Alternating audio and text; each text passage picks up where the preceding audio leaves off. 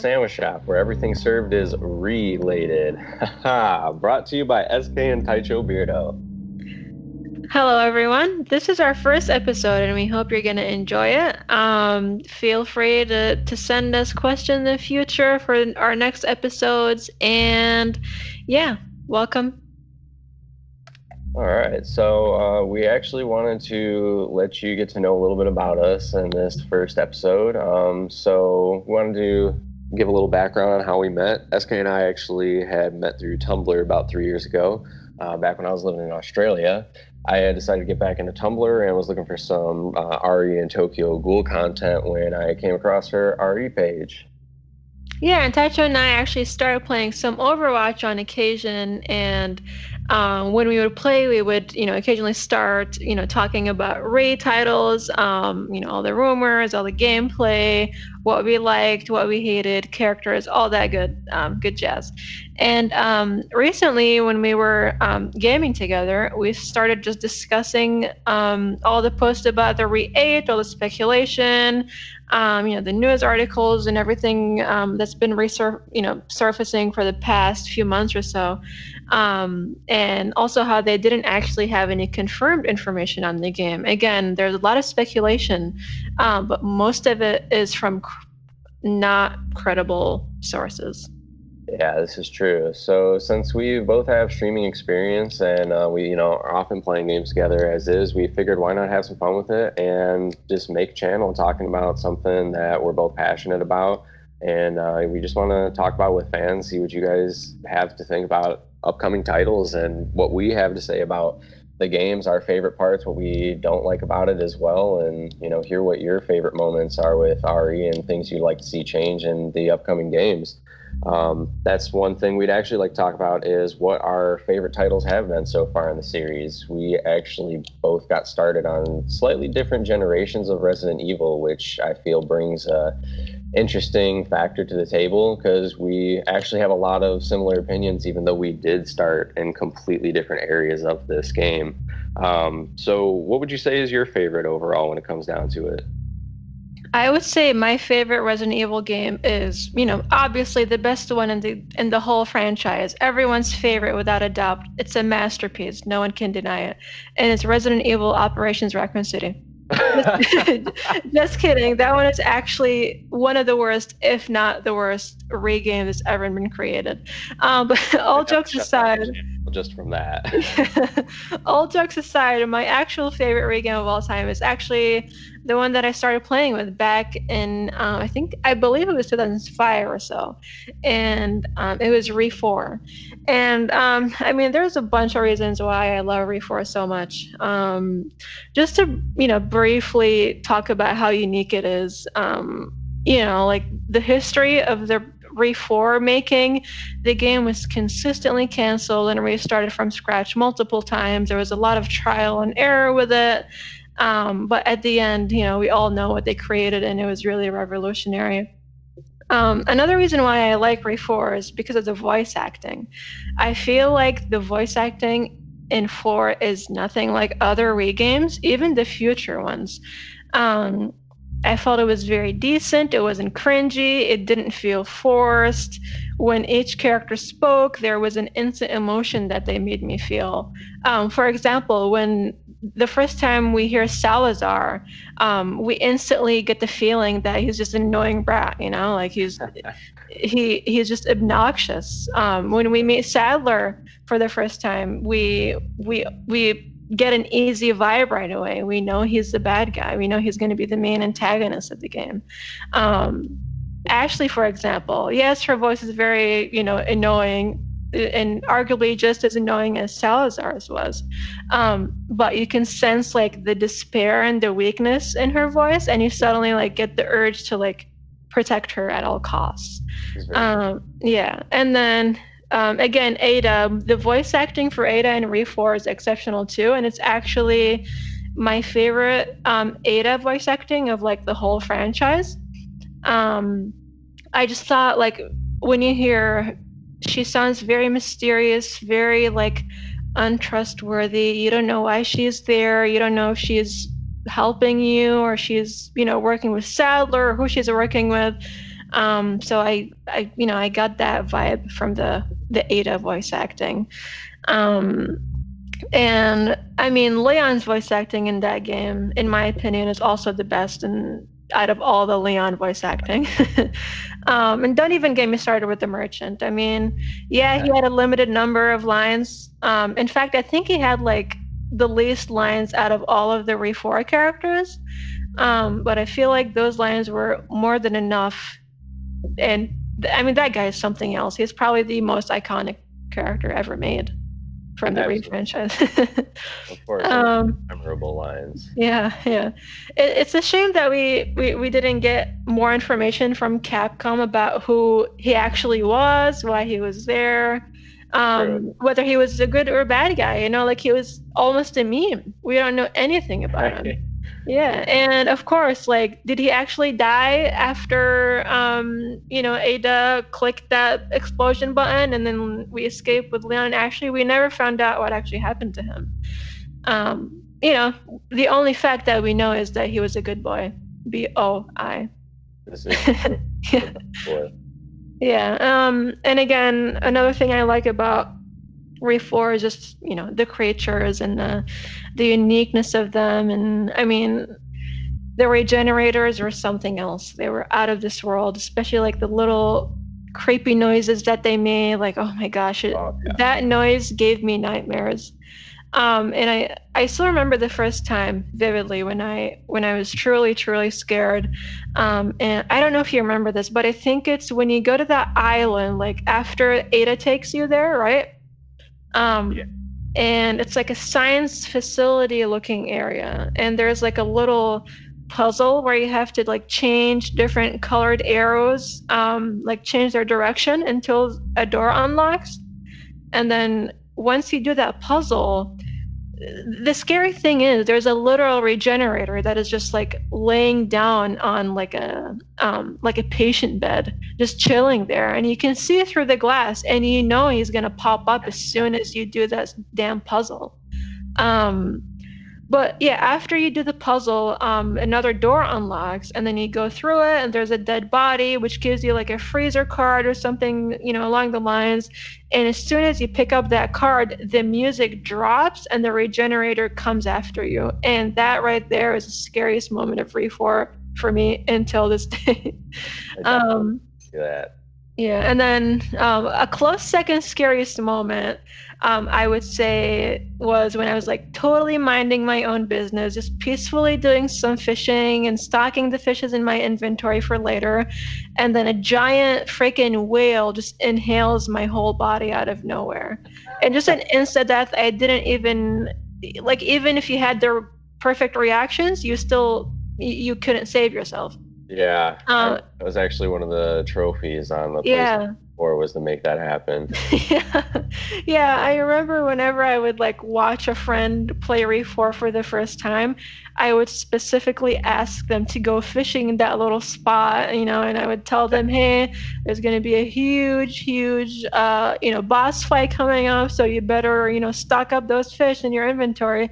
And their reaction after the whale, comes out is just, it's always the best, and it never gets Yeah, old. yeah, that scared me pretty good the first time because I didn't know about that, and that was back in the GameCube days. And I remember just like messing with the water because I was curious. I was like, so many of the older games they have those little hidden secrets of mess around with things and something will happen. Click something a certain amount of times and you'll get a secret, like so many Resident Evil 2 secrets. And I was messing around with the water, like, oh, I wonder if I, shoot at the water, if like something will happen, if he'll say something or whatever. And I Yeah. was getting ripped by that thing, and it scared the hell out of me. That thing was something else. I did not expect that to happen.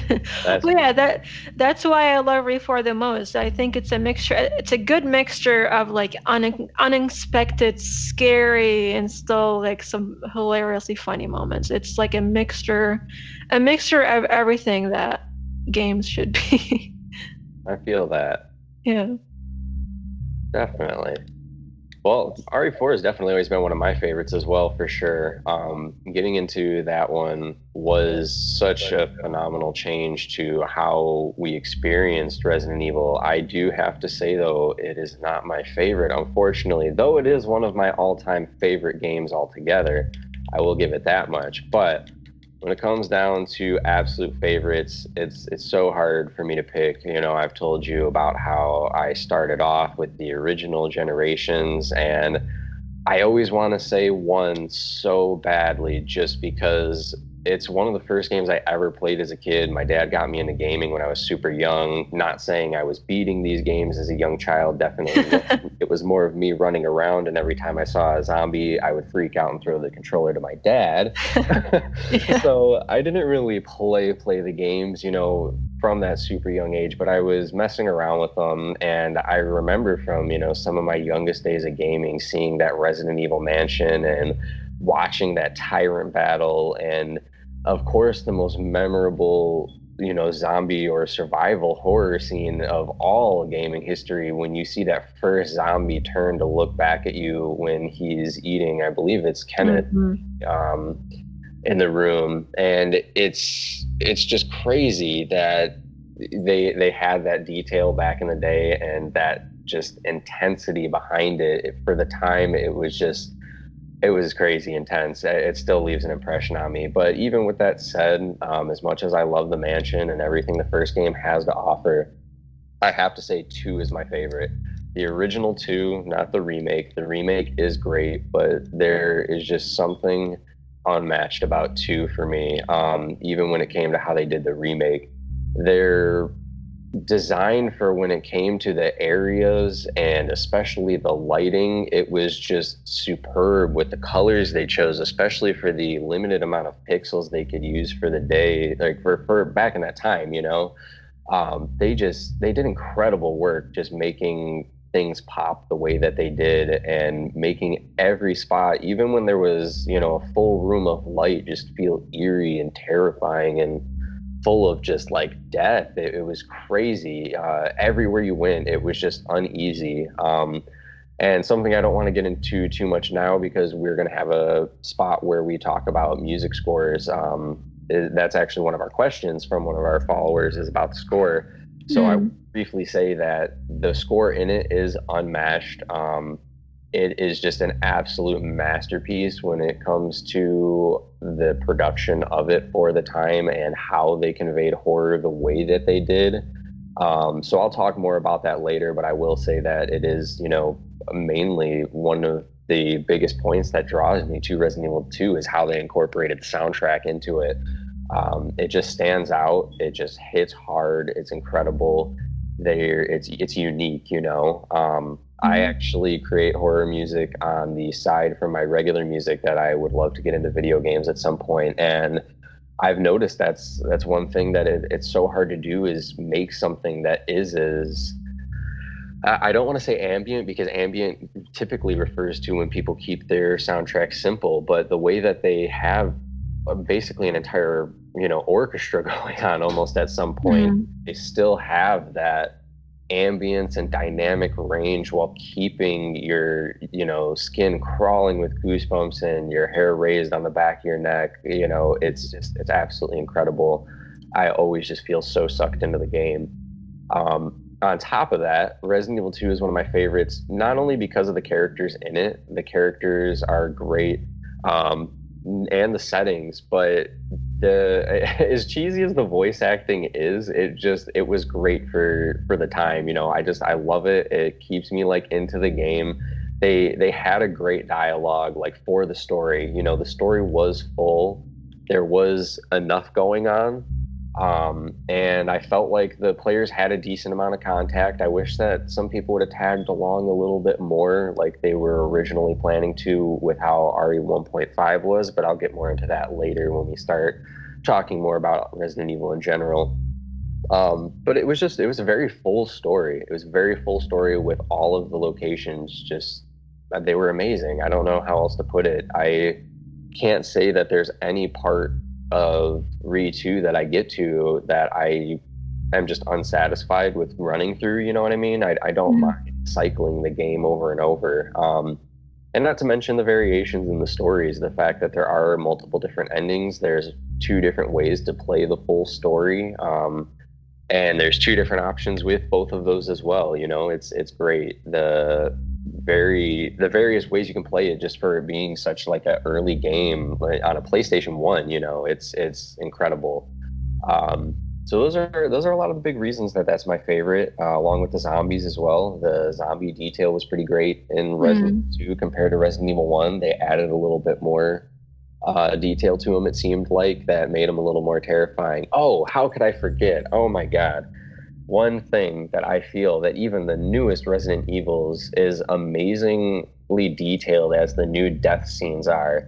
Oh I yeah. cannot describe still how scarred I am from that original Resident Evil 2 death scene with Leon. Just like it's so simple, and even though it's pixelated, there's something so just like despairing about it. I don't know, like just thinking about it gives me chills. Like Mm. I actually when I was a kid, I was most afraid to beat Resident Evil 2 because of that death scene. I don't know why, it just scared the hell out of me as a kid. It just seemed so helpless and like I don't know, it was terrifying. And I actually was thinking about it again the other day, and I just got the absolute chills because I was walking around at night by myself, and it was just dark, and I was like, oh my God, I could not imagine if I Yeah. got ripped out of nowhere like that. Yeah, that wouldn't be ideal.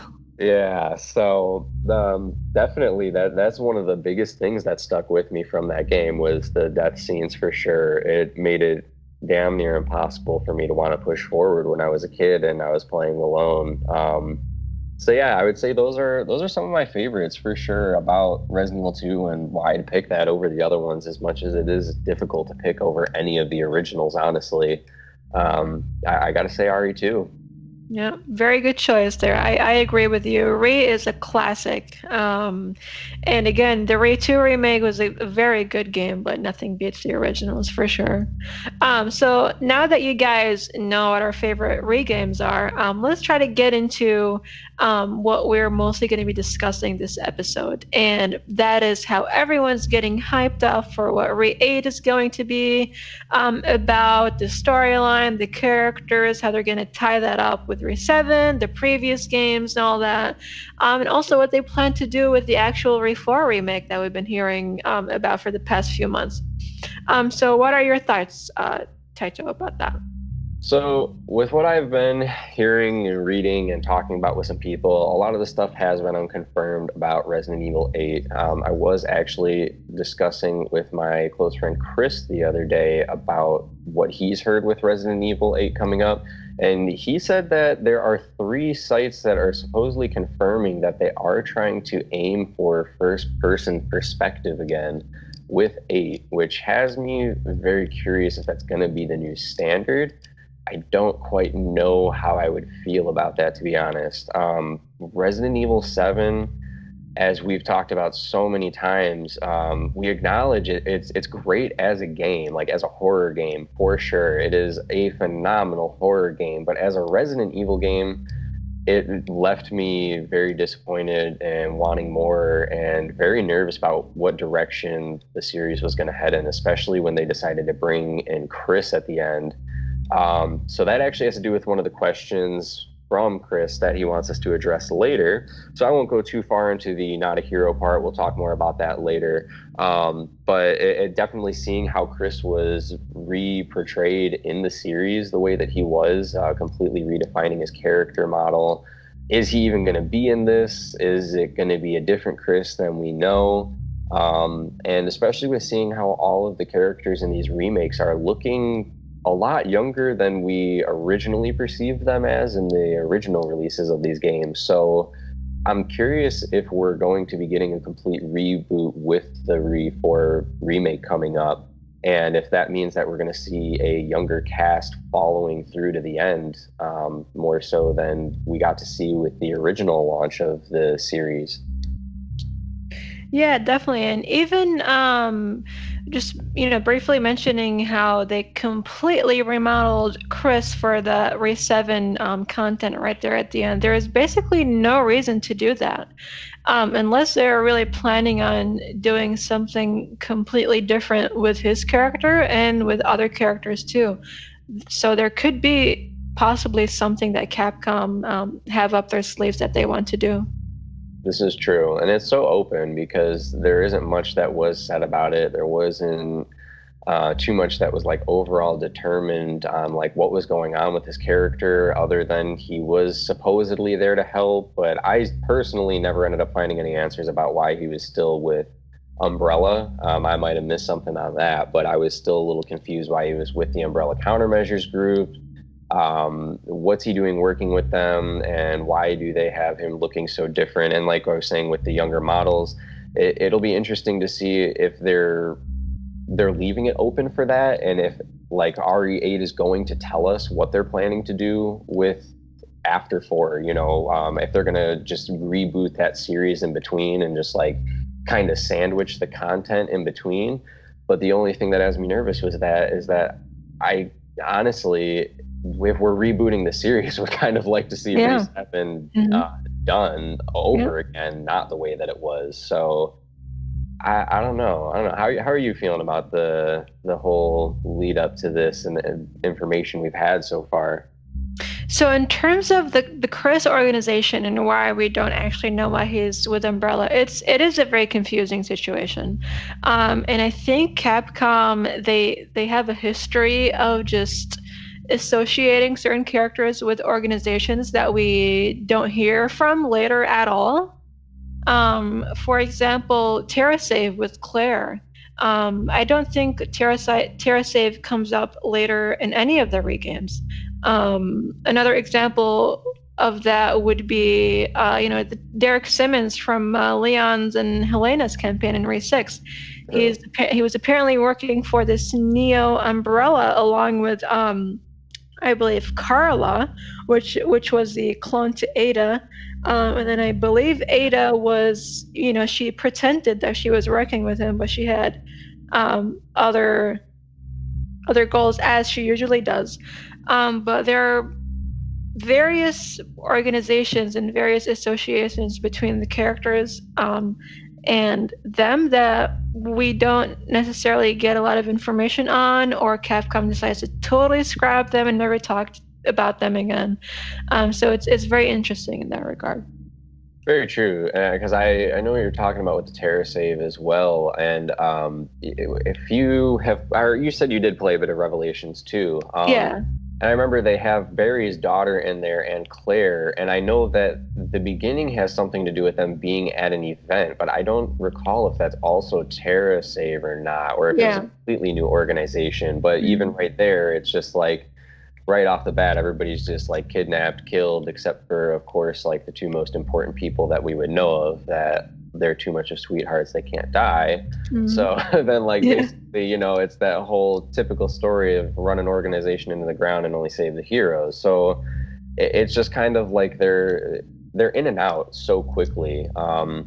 Even a lot of the content that we've seen in Resident Evil 5, honestly, it was just so much new content when it came to like who was working down there with Umbrella. And then I felt like we didn't see too much of them after that either. It's just like Umbrella was the longest lasting and still holding out in the shadows, but I don't know. It's just kind of weird how it's all these sub organizations just popping up, disappearing, popping up, disappearing. And like, I don't know, is Umbrella just using these companies and rotating them? It wouldn't seem too unlikely, but I would say a better explanation of what's going on with that might help rather than them just getting a whole company getting dominated by like one or two people every single game. Mhm.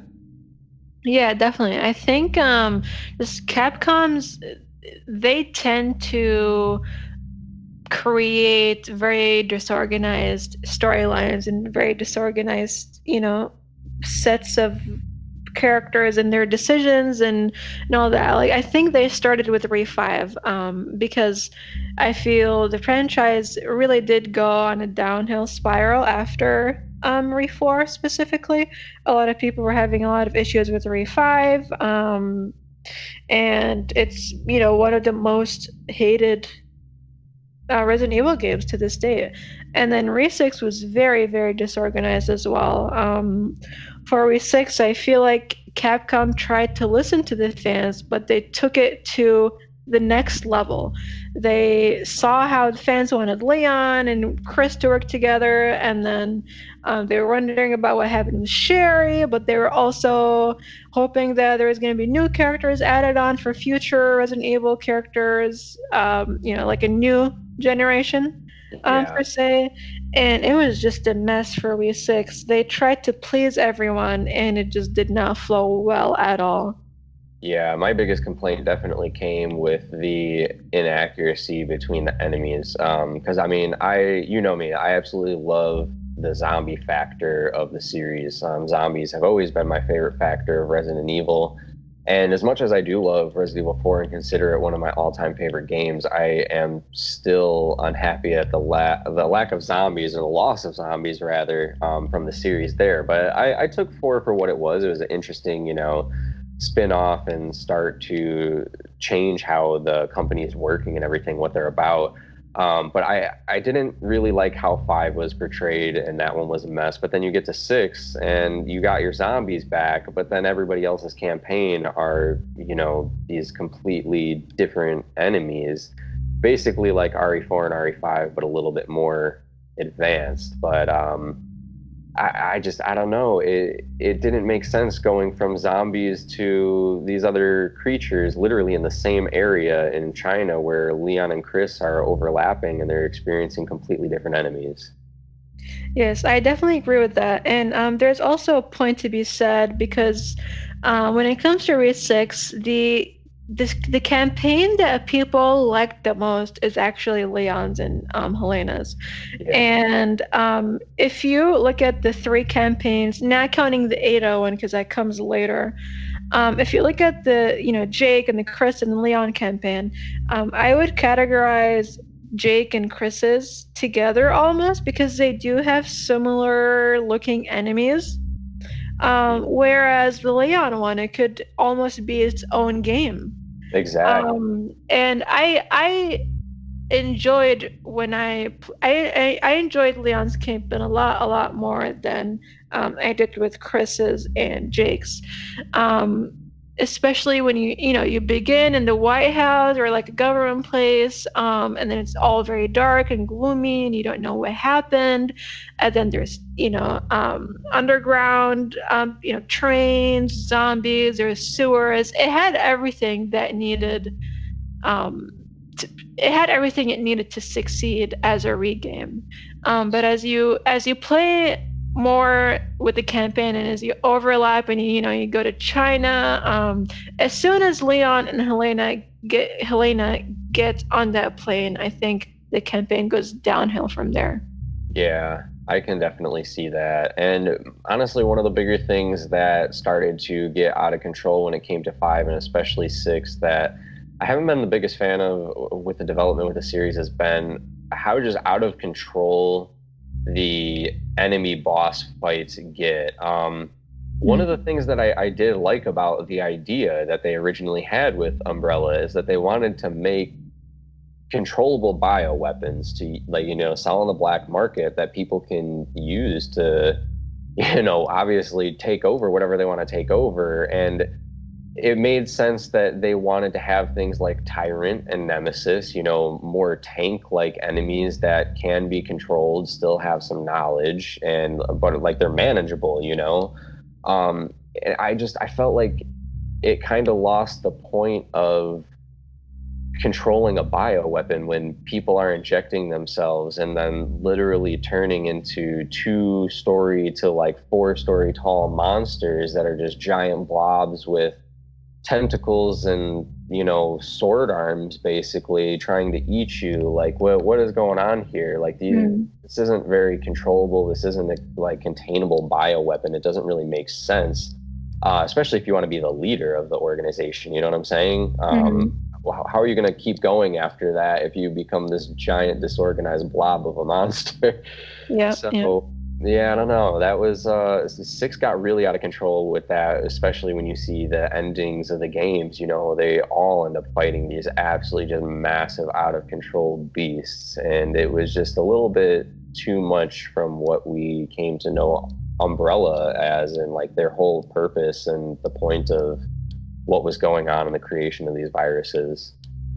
Yeah, definitely. And I think one of the worst, creatures, for example, that got totally out of hand was actually Derek Simmons, because you first encounter him as a human, and you know he's suspicious. He doesn't seem trustworthy, and then later on, Helena finds out that he's the one causing all of this.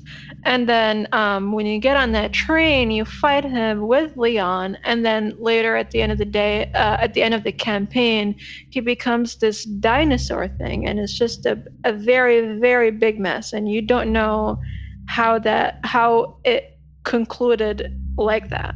It just makes no.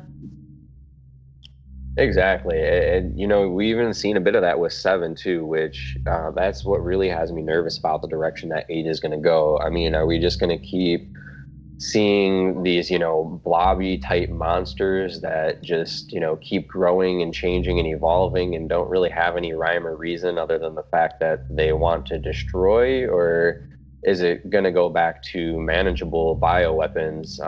For example, with some of the notes that we got to see in RE3 remake, are the fact that Europe sent over Nemesis for the US to try out with their umbrella company to see like how it would compare to their Tyrant projects and everything. And it's giving some pretext to going into Europe and everything going on over there. So I'm curious how they will incorporate that more and showing more so than in the prior parts of the series that there is unity between the umbrella corporations in different countries, but at the same time they do have a rivalry. It does show that they're slightly irritated with the fact that they sent over that project and the creation of it. So it's going to be interesting to really see how they use these remake opportunities to redevelop this series in the fans' favor. We can just only hope that they listen to us a bit more this time, seeing how people have been happy, more than happy, honestly, with the Resident Evil 2 and 3 remake. But listening to the fact that we're not happy that it's becoming speed running games, it's becoming a more fear tactic of time than the enemies, especially with Resident Evil 2 when I was trying to get the speed runs. I was heavily more irritated with the enemies than I was afraid of them because all I saw them as was the obstacle of me getting an S rank rather than, oh my God, this is a terrifying zombie trying to rip my neck out. You know what I mean? Definitely, yeah. Yeah. And another thing that is still we don't know anything about when it comes to RE8 is, again, we mentioned the first person shooter, first person aspect of it, similar to what RE7 was. But they were completely thinking of just bringing in new characters, almost like what they did with RE7. Most of these characters we're likely not going to see again in a regame because it was a one-time story, and Yeah. it looks like that's the direction that they want to go with. But that also poses the question of how about the other Re characters that we all love?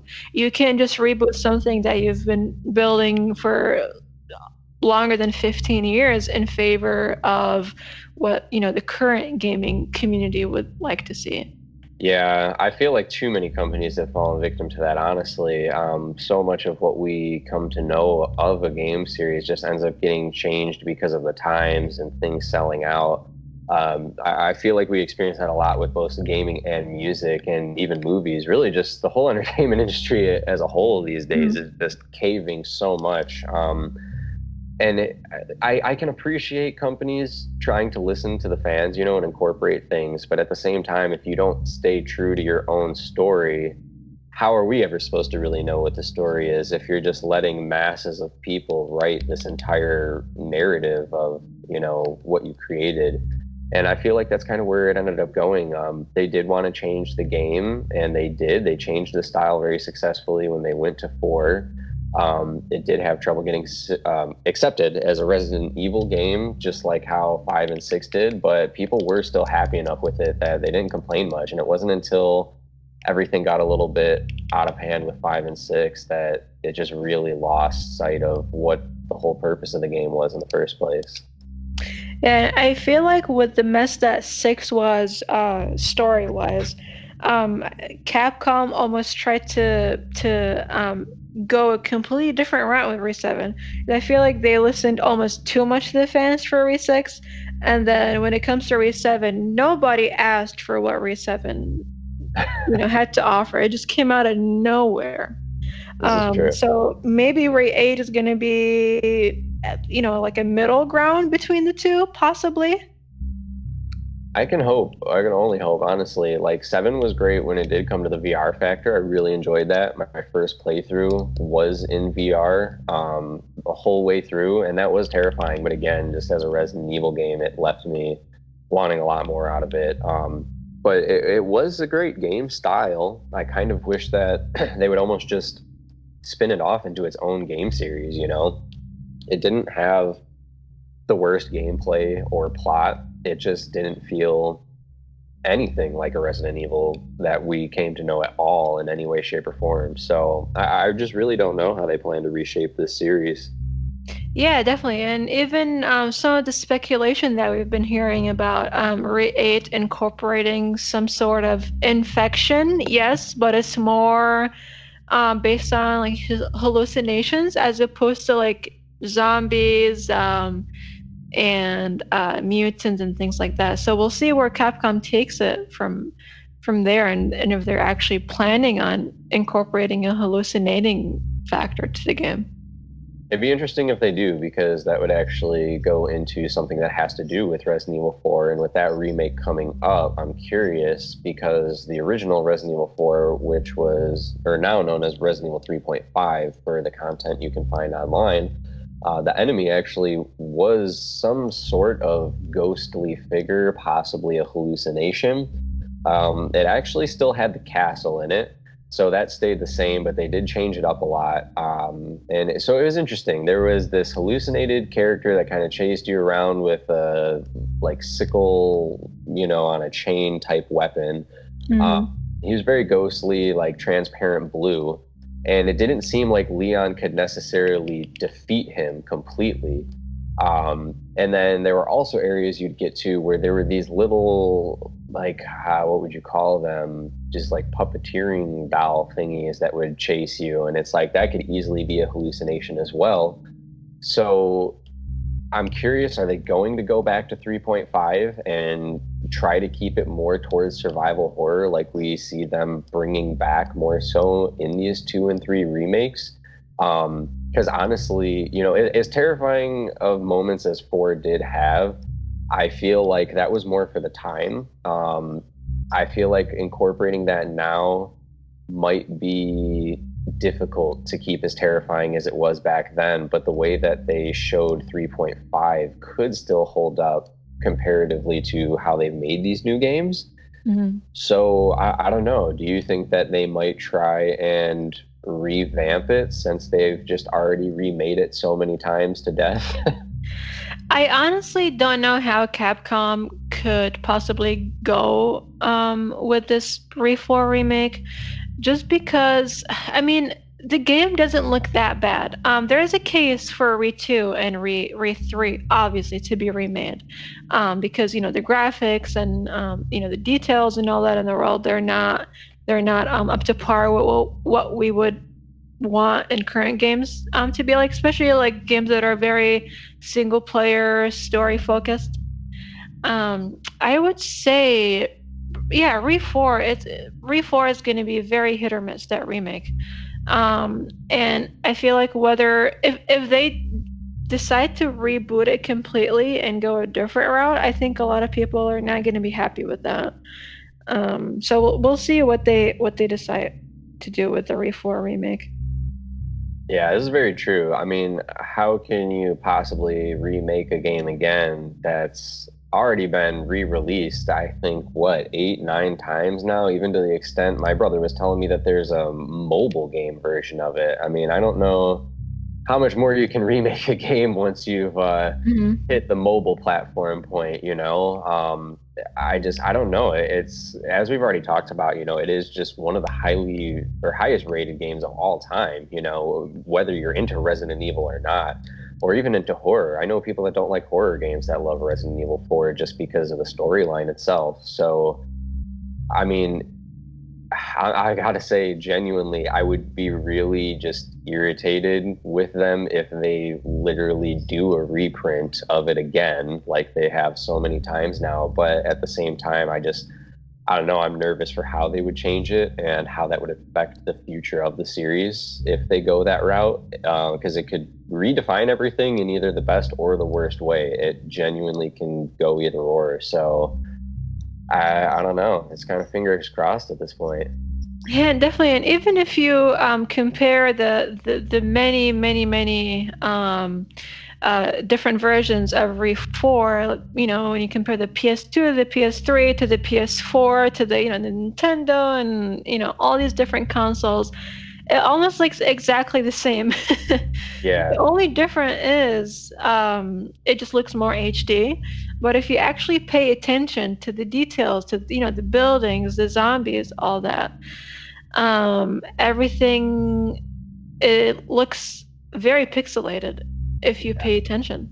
Yeah, it doesn't really look honestly like they enhanced much, almost just like a little bit of a shiny glistening around the borders of everything. But I mean, looking at the content, especially the items, that was one of the biggest points where I just felt ripped off and I realized that they didn't do much was, you can see the effect in the rest of the game when they're displaying, how the vehicles or people look or the weapons and things in the distance. But I mean, you pick up an item and you look at it and you can see that they clearly just like imported a very sloppy image and just put it into the game. And compared to the rest of it, it doesn't fit at all. And I remember first seeing that on the PlayStation 3 remake, and I was like, really? You're not even going to try and cover that up a little bit? It's so blatantly obvious that it doesn't fit with the rest of the game. It just Mhm. didn't feel worth paying that money for it. Mhm. Um, so I don't know, like I I still honestly to this day,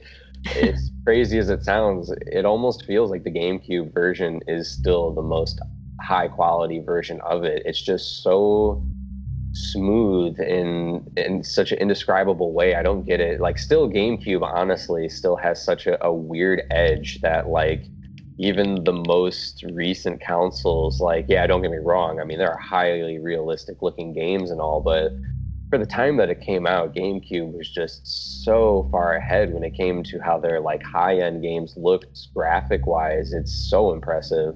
And Resident Evil 4 was really the star to shine for that one. They really just showed you how far they could push the GameCube, and I don't get at all why they tried to beef it back up. It was great the way it was. Yeah, definitely. I mean, when you're comparing it, I really don't see a need for the PS4 version. It looks almost identical to the PS3, and as you said, that GameCube version is one of the best one, if not the best, RE4 version that is out there. Yeah, and it's weird too because I typically prefer to play on PlayStation. I've been a PlayStation gamer for the longest time. I've owned almost all the consoles, but I always, mostly played on PlayStation. But as much as I prefer it, at the same time, there's just something about RE4 that just feels so right on the GameCube controller. I don't know why. Maybe it's just because that's what you got your first impression on, seeing the action scenes, that way and getting used to those buttons. But that was one of the biggest things that would always get me. I would fail on the action scenes on other consoles because I was Mhm. just so used to those GameCube ones, and it would throw me off to see X and square, and it was just so different in such a random way. Definitely, yeah. Yeah, Yeah, RE4 for is sure. just home on GameCube for sure. Hmm. Yeah, and again, we're not hitting on RE4. We do appreciate the fact that they made a version available for the PS4, and I played it multiple times. I love it just as much as I love the original. And again, I mean, personally for me, I don't have my PlayStation 2 anymore. And I never purchased the PlayStation 3 version of RE4, so it's always nice to have that backup plan just in case you want to play your favorite games. So true. I'd Hmm. say one big thing I'm hoping about. I know you and I had talked about it last week. I was telling you about those little Easter eggs back in the Resident Evil 2 games. I'm hoping that they bring back because they didn't really do that in these remakes. Some people don't really know about it, but in the original Resident Evil 2, there are two different places where if you click 50 times, you get a special image. One of them is at Wesker's desk in the Stars room, and the other one is at the garbage can outside the double blue door in the police department on the first floor where the regular police officer's office room is. And I thought that stuff was so cool. I miss those little things being in games. That's one reason I stuck with PT so much, the Silent Hills game that came out. I absolutely loved that it had all those little secret tricks in the game that you had to figure out. Because that's one thing that these games lack so much these days. Even the Resident Evils, we knew them as puzzle games, and you actually had to take time to figure them out. I remember RE4 having some of the most challenging puzzles, and I absolutely loved it. As much as I get frustrated at that puzzle in the knight's room, when you're trying to figure out getting through that part of the castle, meeting back up with Ash, or getting Leon and Ashley, back in the same room. And Hmm. that puzzle was so difficult, but I loved it. It was a challenge. It made me think. It was great. And they've really just been lacking that with these remakes. As great as the games look, they just don't have that classic RE feel in it. And I miss the puzzles. I miss the little secrets. I really hope they bring that back. Even RE2 having different locations and game modes available depending on what console you were playing on, as frustrating as it is to own over multiple consoles for that reason, it was still so cool, all these little secrets. Hmm. There's a secret room on Nintendo 64. There's the battle mode that was available on only certain modes of or certain releases of the Resident Evil, depending on the console. I absolutely miss those little details. Yeah, yeah.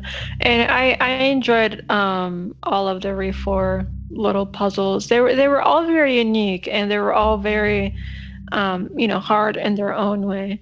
Compared to like the future games, again, I don't remember much from Re7, but I don't think it had nearly as much puzzles in it. And then Re6, basically no puzzles at all, actually. Yeah. At least nothing as memorable as the classic puzzles that we've played from that we've seen from past Resident Evil games.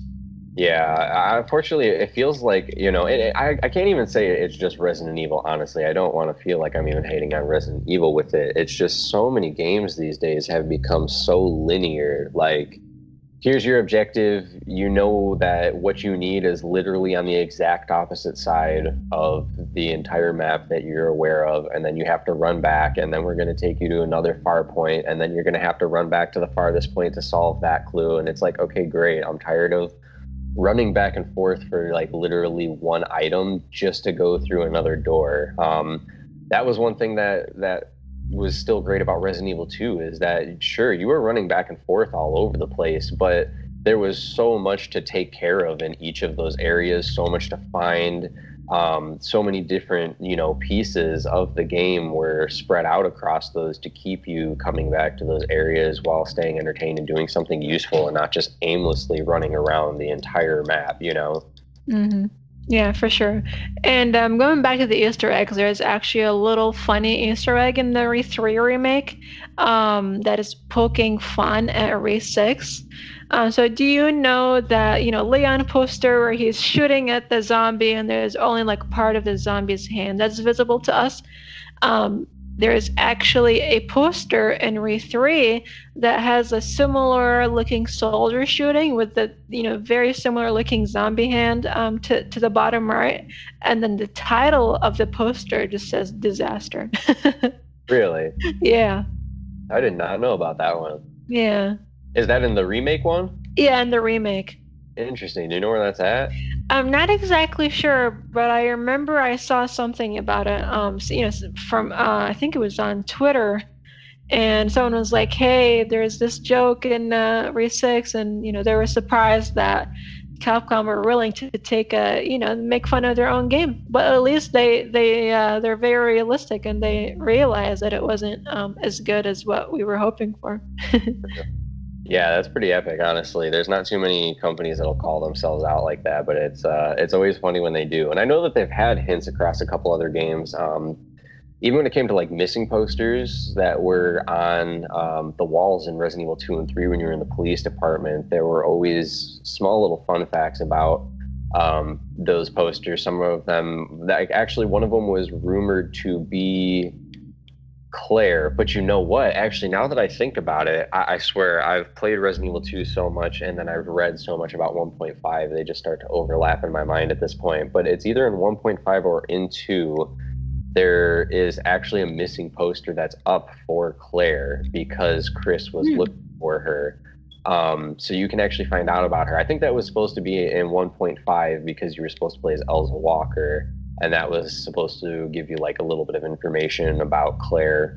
Um, but then they ended up scrapping that, of course, as we know, and we got the RE2 that we know of today, which is still a masterpiece, but I can't lie. I really, really thought 1.5 looked better in so many ways, and I kind of wish that's the game that we would have gotten, and that hurts all the more to say because it's a different version of my favorite one, and I Yeah. hate to admit there's one that looks better. What that also frustrates me because it sucks that there seems to be an even better version of my favorite game and we won't get to experience it. That is unfortunate. I mean, hopefully with any of future, I don't think they're gonna have enough time to remake any more games for the PS4 personally, unless they just release something, next month and say, hey, expect this as a I don't know farewell to the last gen console. But hopefully all of the their future remakes like the Ray 4 remake, I don't know if they're going to have an available version for PS4 as well, but I'm hoping we're going to get it mainly for the PS5. Yeah, that's true. I mean, when they do switch the consoles, sometimes they do those overlapping releases. So we might see a PS4 and PS5 release of something.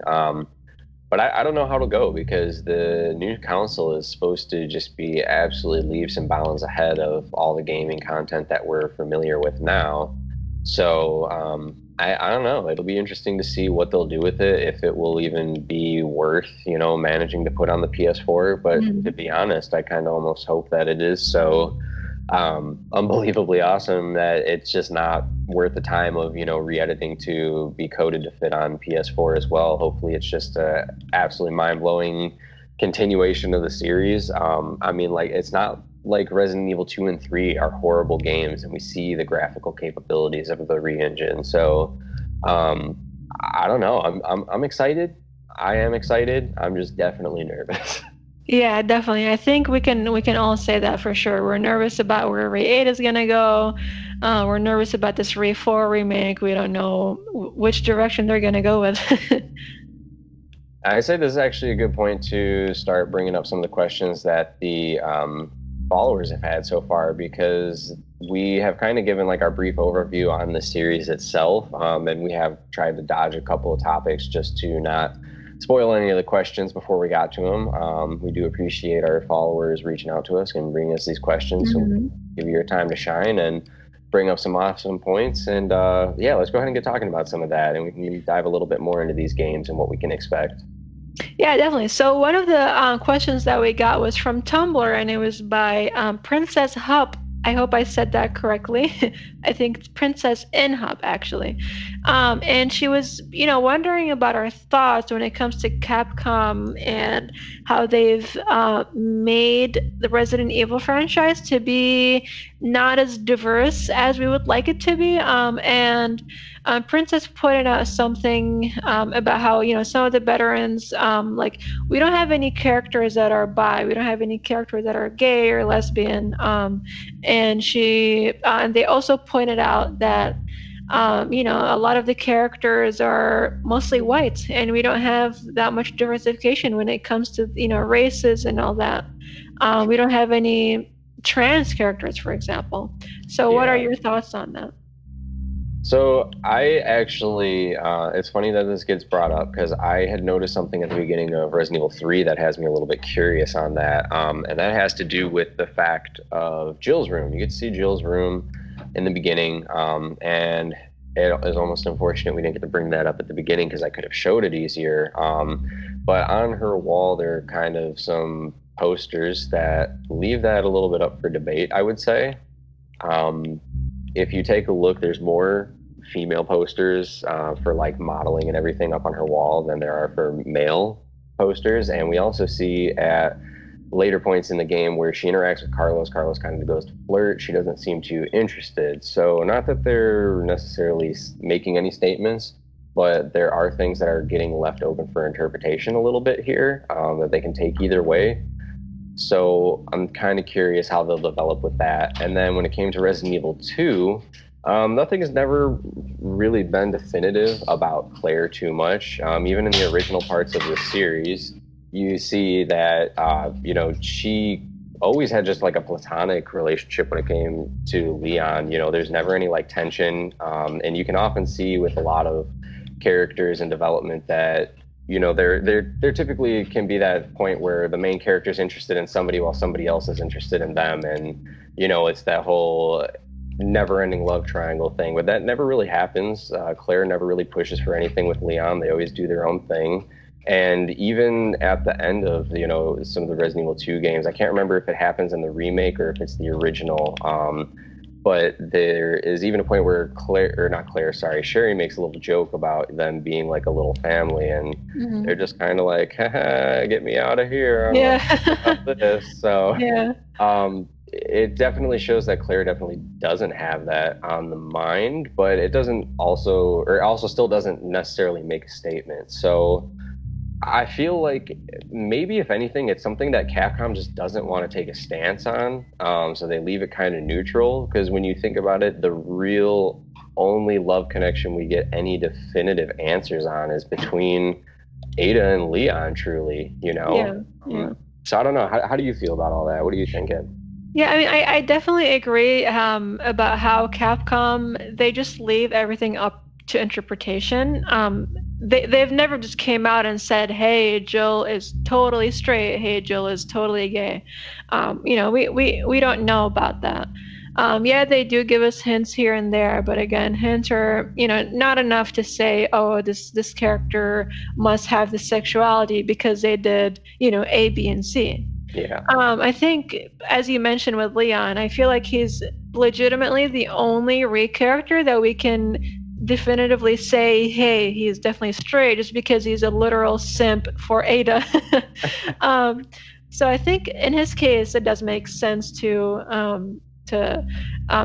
conclude that he's straight. But for all of the other characters that we have, I mean, even with Claire, as you mentioned, her not really having a very platonic relationship with Leon, nothing other than that, and then her totally ignoring Steve Burnside too. true. Um, Oh, Veronica. yeah, yeah. So I think it's very. We don't have a definitive answer from Capcom about character sexualities, but we just have hints and nothing is confirmed. Yeah. It's interesting to see where they'll go with it. I don't know. I can get why with things progressing these days that people would be upset for it not being a bit more definitive. But at the same time, I would say if it is something that is on your mind, I would say try and take something away from the fact that they are one of the only companies basically kind of just leaving it open for your own interpretation. You can kind of make it whatever you want. And I would say appreciate the fact that they're not one of the companies just kind of like jumping on these trends. How often do we see these companies that genuinely don't care, and they're Yeah. just, oh, look at us, we're being inclusive, buy our product now, we're good people. Like it doesn't work like that, and I don't think it always should work like that. It can hurt the cause in certain cases, I feel like if it's just being forced and pushed and it's not actually coming from the heart. So I don't know, the open factor of it, leaving it up for the individual to decide. I do think it's kind of cool, but I can see how it's a little frustrating not knowing. You do get attached to these characters, you do want to know about them, you know? So, I don't know. Maybe we'll get answers. Maybe they'll just keep leaving it up to us to decide what's going on in the game. Yeah, and even when it comes to some of the male characters of the game, for Wesker, and we don't want to make any assumptions or anything like that, but if you guys remember correctly, he was supposed to be in a relationship with Excella Gione in RE5, and I remember at some point of the game they tried to, well, it was mostly Excella, and she was trying to flirt with him, and she was like slowly making her hand like up his like hand or like his arm or something, and then she made a line about that too, and he was definitely not interested. And again, that could be a hint to as to what his sexuality is, or it just could be a little thing. So that's Wesker. We're not definitive about that either. We don't know what's going on with him. This is true. This is very true. And I think it would be interesting to see if they bring Wesker even back into the series for like a more extended role. If they change up Resident Evil 5, depending on where they go with 4. Wesker, Wesker's always been such an interesting character for me. There are things that I do and don't like about him. It's like that love hate thing. Like I don't know, he just looks so evil, and like how much he screws over some of my favorite characters just makes me hate him with like everything inside me as a character. But at the same time, I absolutely love that about him. You know, he is a villain. He is like just such a hardcore evil person. It just, I don't know, it's that definite love hate. Like I hate to see my favorites getting screwed over, but man, he's just such an epic villain. And that was another big thing that did kind of kill me about Resident Evil 5. I was just like, I don't know, I get how it could have been epic to an extent, but it just felt so cheesy how he dies at the end. Like, oh, Wesker dies in a volcano lava pit. Ugh. Like, Yeah, I didn't like what they did with him in RE5, and I feel like Wesker is also. I think he should have been the main antagonist throughout Re. I think we should have still had him somewhere. I don't think they should have made him just go out there and fight the protagonist for to take their life. I think I think they should have saved him, and maybe if one day they decide to end, the Resident Evil franchise, then that's when they should have actually had him fight the other characters. exactly. Because, like, honestly, that it would have made six play so much better, really. Like, if, say, if they would have kept bringing in underlings, like the doctor that comes in six, that's in Leon's campaign, Mm-hmm. and, like, say if you have these small underlings he's taking advantage of that you have to keep fighting, even like Birkin, for example, he wanted to screw over Birkin. Birkin ends up becoming one of basically a project at that point, which, really, when you keep looking at how the series progresses, and especially with four, they make it very definitive that that's kind of just what he does. He like gets the highest level of the sample he thinks he has ready, and he finds people to test it on that he thinks like are worthy enough for the power, but basically dumb enough to dance, at the strings of, his hand. So we'll see like how they might go with that. I kind of hope that that's what it is, that Wesker just does kind of stay that background character. And like just kind of pops up to mess things up for a second. That would be cool, like how he does in one. He has that little moment to coming in, and I don't know. It did kind of get a little weird when he had his like super powers, and he's literally like the only person that's a demigod. I don't understand like what's even the point of continuing bio experiments. You can literally just go out into the public and wreck any army you need. You know what I mean? Mhm. So I don't know. I kind of hope that they add a little bit more structure to his character, but don't have him fall to the wayside as much. Yeah, definitely. I definitely agree with everything you said.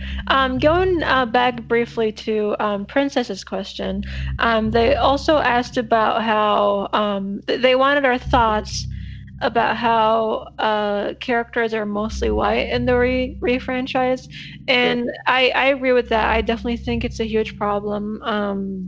Again, we have characters like Ada, who's Asian. We have characters like Sheva, and the Cobb, the minor character from the RE2. Although he has such a small role that it might as well not count him, and he also died, which is unfortunate.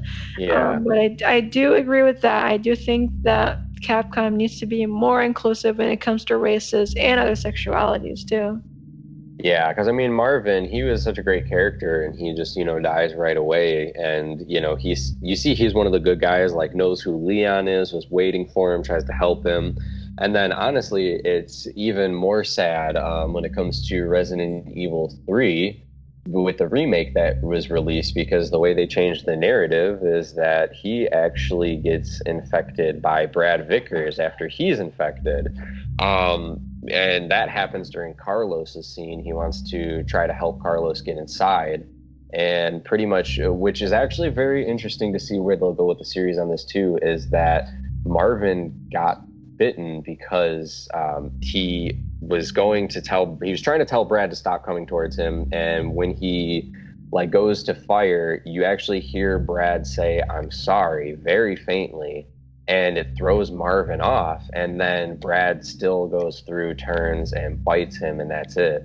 So it's going to be very interesting to see how they incorporate that into the series. Are zombies going to start becoming a bit more mentally aware? Was it just the strength of Brad because he was a STARS member? Anyways, that's getting off topic. We're still Yeah. talking about the issue. Yeah, But yeah, yeah. it would have been great to see Marvin in longer, honestly. They add that great moment for him, but I don't know. He's just a quick hero and then gone before you know it. And then you also see you get to play as Carlos for a little bit, but that's also just a very short character lived.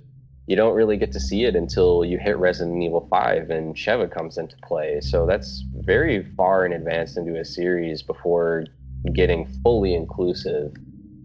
I definitely agree with that. Hopefully for the future they'll take a different route, and we'll start seeing some, more and more different characters when it comes to races and sexualities.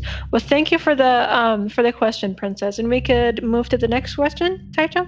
Yeah, so this one actually comes from my buddy Chris. He's a close friend of mine. I met at a convention back in 2016, I believe. And we actually connected over Resident Evil. We were talking about some cosplayers we seen that were there in Resident Evil 2 cosplay. They did a great job. So he actually goes by Captain Harris 514 for his gamer tag on Xbox. If you want to connect with him, he said that's cool. So his question for us is he wants to know what we think about Resident Evil 7 Not a Hero release, and about the rumors with 8 being first person, and how we think that 8 will get tied directly to um, 7, which has been a little uncertain and we talked briefly about but didn't go too much into it. And he wants to know if we think that it'll return to an old canon in favor of a soft reboot, or if they're just going to keep going with it. So this will be when we like kind of fully dive a bit more into what we think about that. So what do you think about the not a hero part and how it's going to play into 8 fully? For me, I didn't get that much experience with the Not a Hero. I didn't get a chance to play it. So is that where the curse comes in and all that? Yeah. So Yeah, you so just doing cleanup basically. yeah. So my main concerns are, we touched a little bit about them earlier. We were just not sure why they were there to begin with. We don't know what's gone with Chris. We didn't like, his new character, layout and his personality. They changed every single thing about him, even his voice acting, I believe. Um, so I don't know how that can be tied. to 8, where there could be potentially other families, like the one that we encountered in 7, that would need to be, found and dealt with potentially, but we're not sure yet. Yeah, definitely. And I feel like, unfortunately, as much as we tried to save the questions, we did touch on a handful of this earlier. And I think what we are concluding at this point is that, based on how things have been being redone and how we seen Seven go, I think we both kind of agree. We are really hoping for that soft reboot.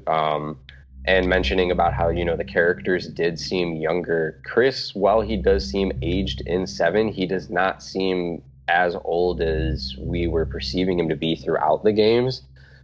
He definitely seems mature, but honestly, I feel like he looks about the same age, if not maybe slightly younger than how he did in 5, 6, and even the animated film Vendetta that he appears in. So I don't know. I really hope it will be a soft reboot. I'm curious as to what his role is that he's playing and how that might tie into 8. If he'll be the one receiving the hallucinations, if that is going to be a factor.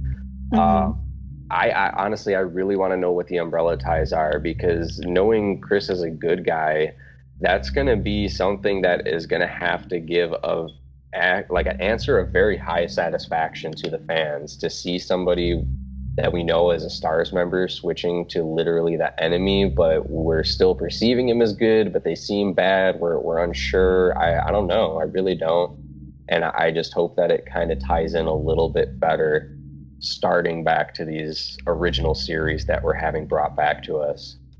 Definitely, I agree with that. And when it comes to your points about how it's gonna potentially directly tie back to RE7, I personally wouldn't like to see that. I would like it to be a little more canon, with the previous characters that we've seen and loved. Like, and then again, maybe it could potentially tie in with that RE4 remake. We're not sure what they're gonna do with that. But I think personally, I wouldn't like it to be similar to 7, or tie in with like a similar issue, similar family, similar situation.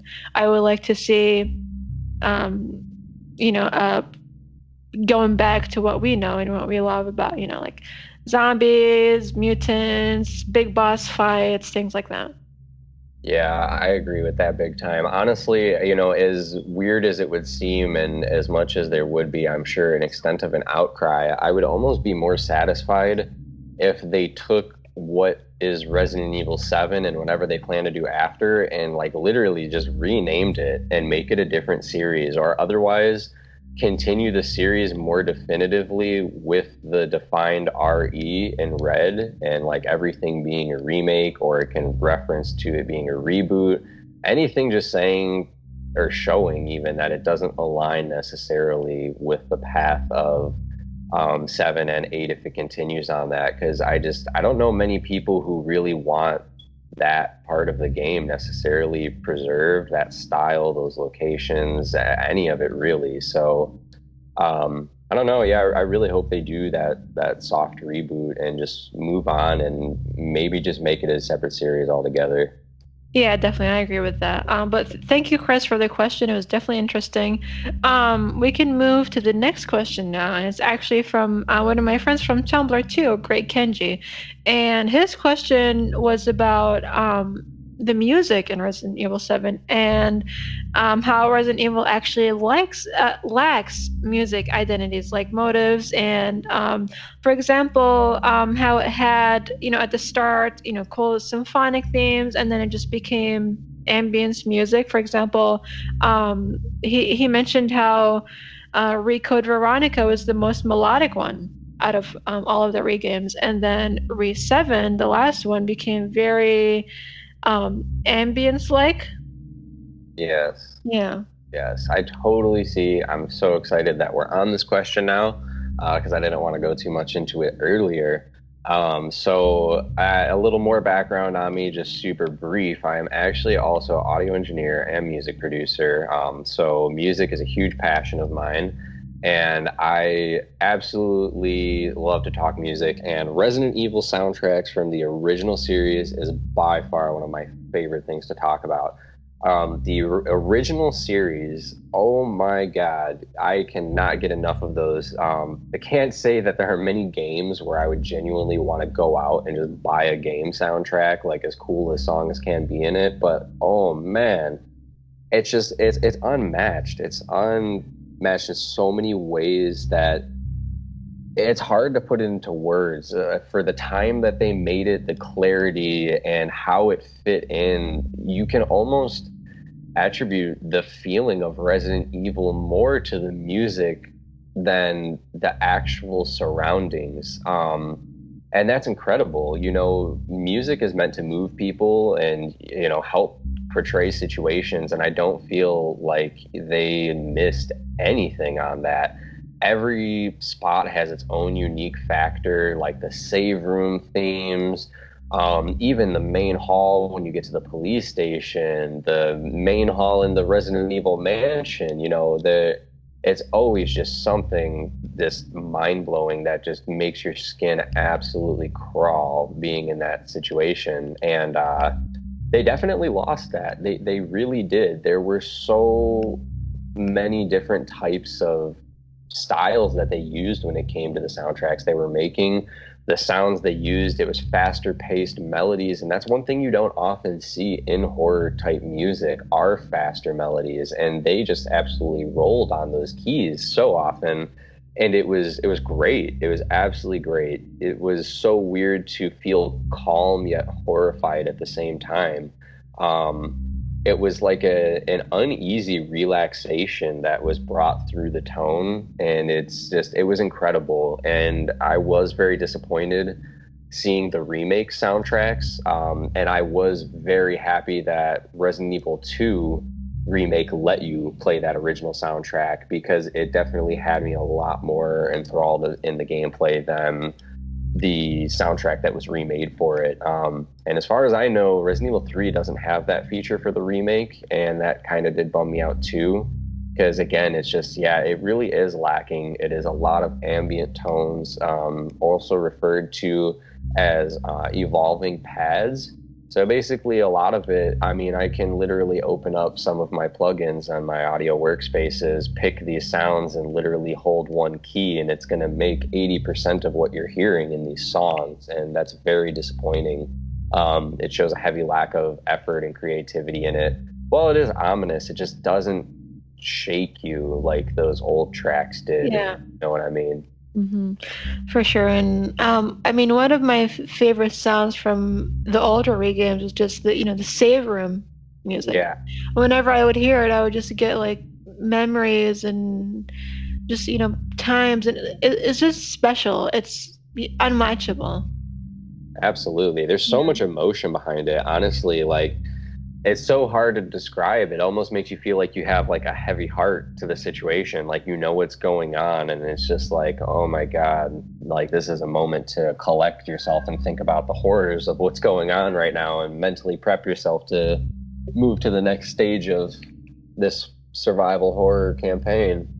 For sure, yeah. And thank you for the question, Great Kenji. And the last question we had for today was from an anonymous person that sent it on Tumblr. And they asked who would win in a fight, Krauser or Wesker? Great question. That's a very interesting question. Well, so I took control of that last one. You go ahead. Let me hear you on this one first. What do you got to say on that? So I think, like, if we're thinking about like Refi Wesker, fully infected Ouroboros Wesker with like superpowers and all that, I think Krauser wouldn't stand a chance. Yeah, Personally, I don't think Krauser would stand a chance with his normal form, and I don't think he would stand a chance with his like that reform post arm thing yeah, form that's true. either.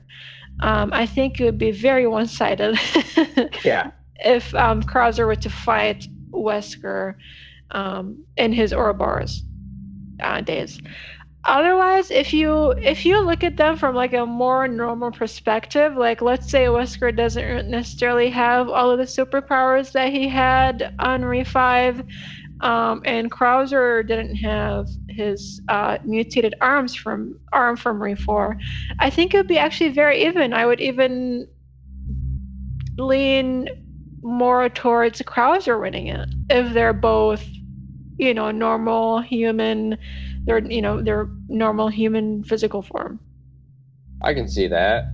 I would say I'm actually a little bit on the opposite end of it for a very specific reason. If we're going down to personality traits, from what I observed with the RE4 fight with Leon and Krauser, Krauser seems to be very cocky and hot-headed. He's very sure of himself. And Wesker is very patient. He's very meticulous, and he also doesn't seem to mind pain much like how Krauser is. So the only reason I feel that Krauser had such a detrimental advantage in the Re4 series was because of the ties to Leon. I think even Leon's skill clearly surpassed Krauser.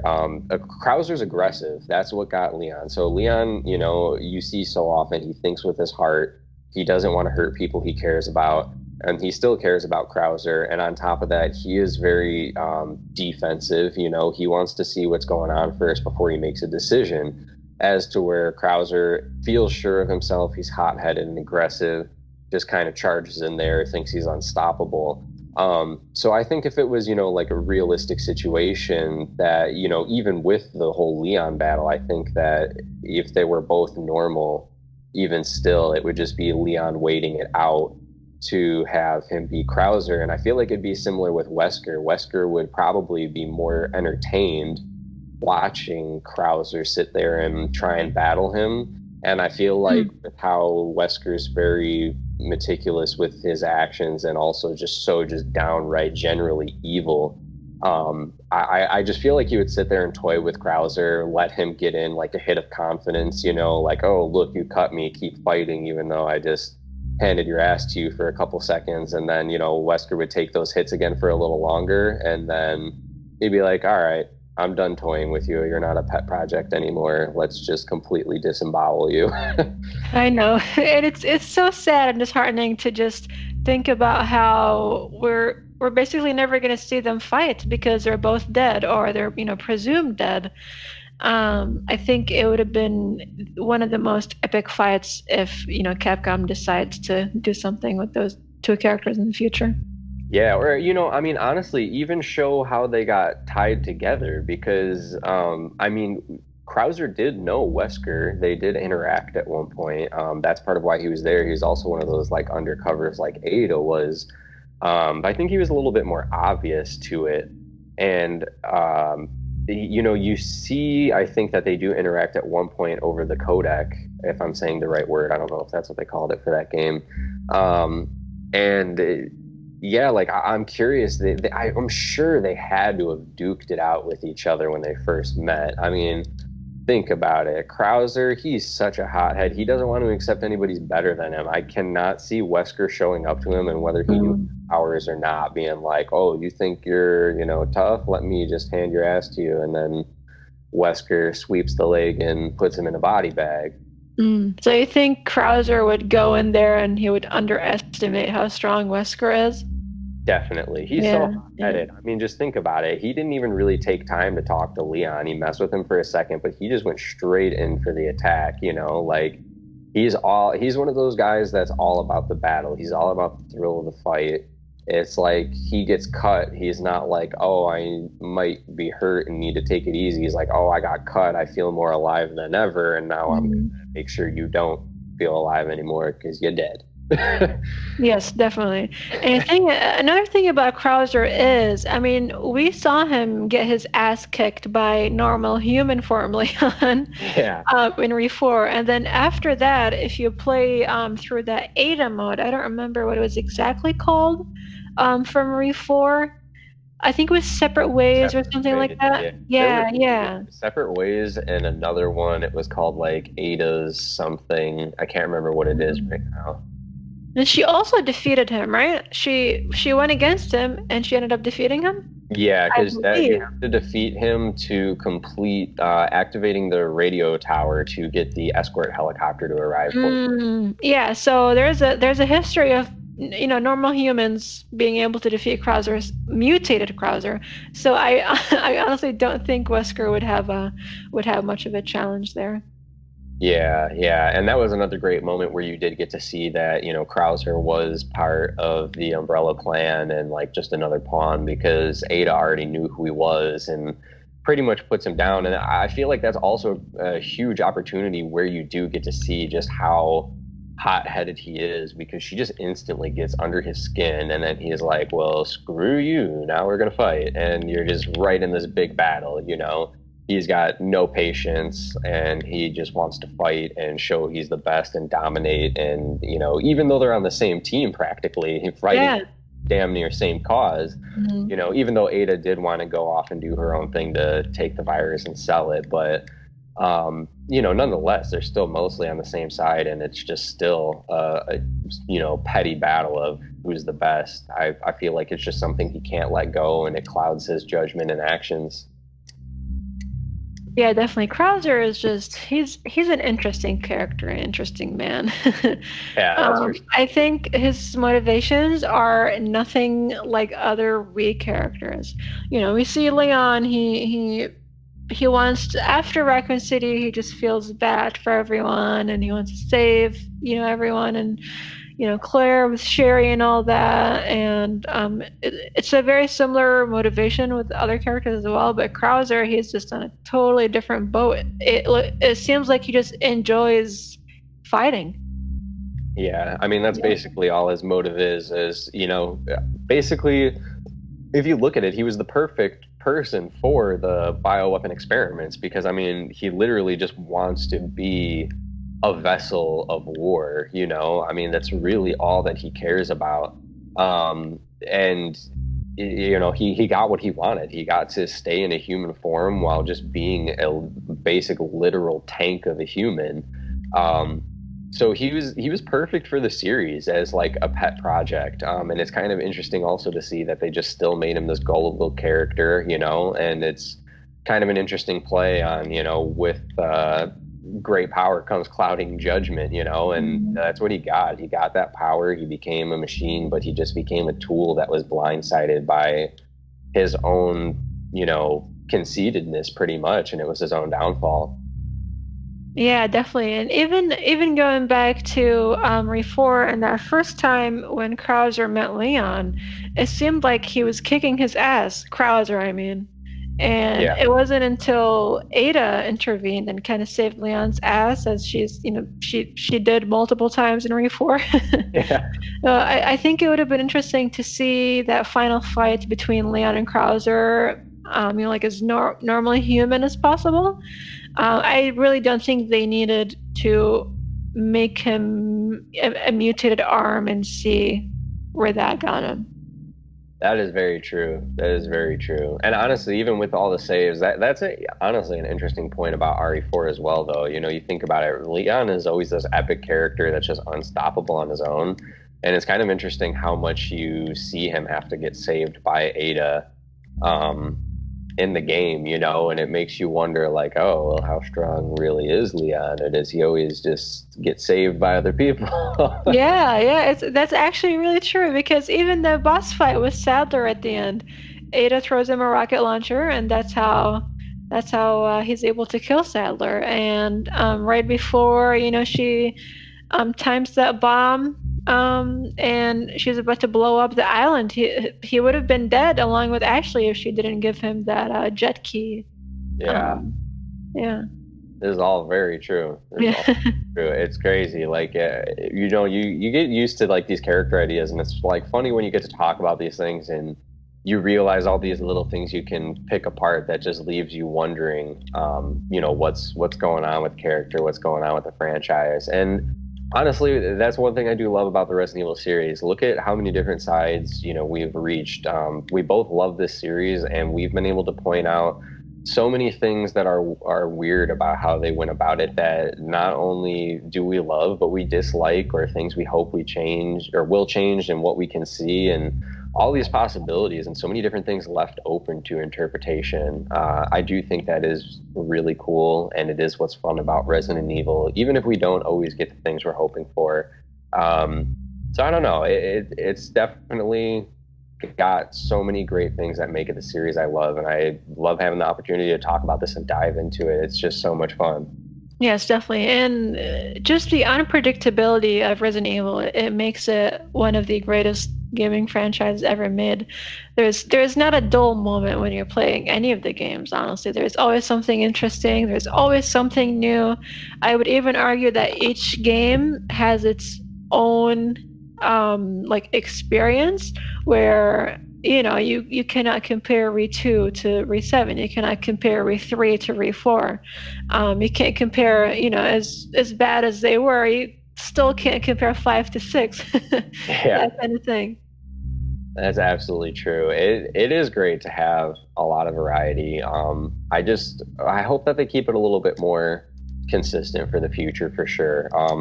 I have definitely stuck with Resident Evil from the very beginning. I have even one of the hardest Resident Evils to get a hold of, which is Resident Evil Survivor. And I can tell you, just because a game is frustrating doesn't necessarily mean it's bad. That game is meant to have a duck hunt style gun to be used with it on the Japanese version, and the English version didn't have that. And I still love playing through it, even though it is so difficult trying to aim around with a D-pad on the screen, playing House of the Living Dead, style game. Mm. But it's great. Like, it's so cool that they have the different styles. Um, I don't even mind the first person, honestly. Like, if they stuck with first person, that's fine. It's not necessarily my favorite way to play Resident Evil, but showing when they stay consistent. Look at Resident Evil Dead Aim. That shows you how they can incorporate those new things, and it's great. So hopefully they stay a little bit more on track with their topics, but they do give us different ways to experience this game. And I think that if they do stick with that, we have a lot still to be excited about what this series will offer us in the future. Yes, definitely. And yeah, we're all very excited for RE8, and as more news and more speculation comes out about that, we'll definitely make sure that you guys hear about it first, and we're gonna discuss it a lot and Definitely. speculate about it. Yeah.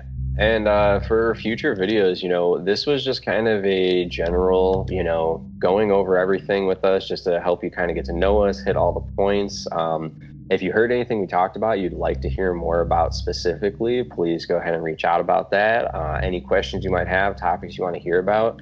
And on top of that, we do want to try and cover specific games individually and dive in a little bit more about them. Resident Evil 2, obviously, being one I'm most excited about. I'm excited to show little secrets about that game and hints and stuff that people might not know about between the different series, or not series, but the releases of it on different platforms. So, you have any games you want to hear about first? Please reach out. And we actually do want to bring some co-op gameplay of some of the co-op games later on down the line too. So we should have some Let's Plays available later in our series. We're really excited to bring to you. Yes, definitely. This episode's been about an hour and a half, so I feel like that's a very good start for the Yeah, first episode. Hopefully, you guys got a few, interesting points that we said. Hopefully, you agree about some of it, you disagree with others. It's an open discussion, and we would like to hear your thoughts and questions for the future too. Feel free to send us um, any topics that you want us to discuss for future episodes. And again, I wanted to thank everyone for all of the questions that were sent. They were very interesting, very informative, and yeah, hopefully, stay in touch with us, and we will try to get that next episode out as soon as we can. most definitely. Well, thanks for taking the time to make this with me, and thank you for everybody for stopping by. And until next time, hold your fire. I'm a human. That's a good one. Thank you, everyone.